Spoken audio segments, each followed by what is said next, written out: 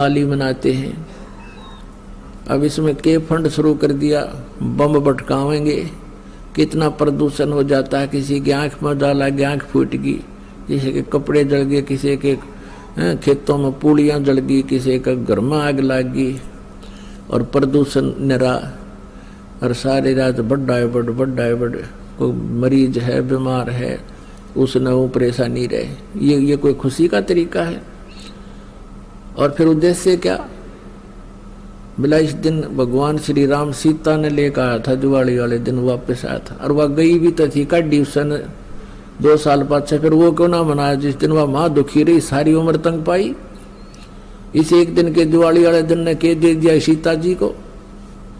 आजीवन भटकती रही, एक जंगल में टाइम पास किया, 2 बच्चों को लेकर के रहती थी। यह कुरीतियां संतों ने हटाने की चेष्टा की तो अन्य समाज ने उसको लगाने की चेष्टा की, तो जिस कारण से भक्त और संसार के अंदर सदा से ही विरोध बना रहा।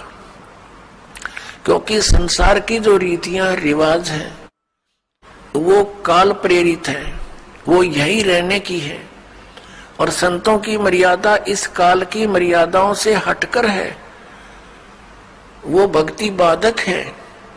इसलिए अन्य समाज के लोग कहते हैं देखो इन्होंने तो माता धोकनी भी छोड़ दी, इन्होंने तो बाबा श्याम जी भी नहीं पूज रहे हैं, ये तो ऐसे भी नहीं कर रहे हैं, ये तो दिवाली भी नहीं मना रहे हैं, ये कैसे हो गए हैं? इन तो बट्ठा बैठा दिया। एक भक्त बतावा था, कहने लगा जी आज 10 वर्ष हो गए हमने कोई त्योहार नहीं मना लिया। नाम लिया था उसने उस दिन, फिर वो अपने दुख गिनावा था। कह रहा था जी हमने 10 वर्ष हो गए हमारा त्योहार नहीं मन लिया, ना होली, ना दिवाली, ना तीज, ना कोई अन्य। क्या कारण?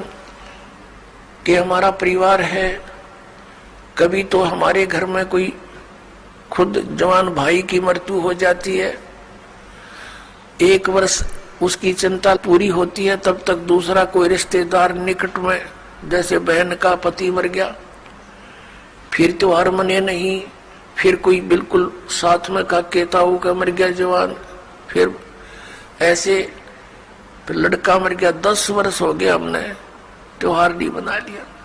तो फिर इन त्योहारों को किस लिए मनाते हैं?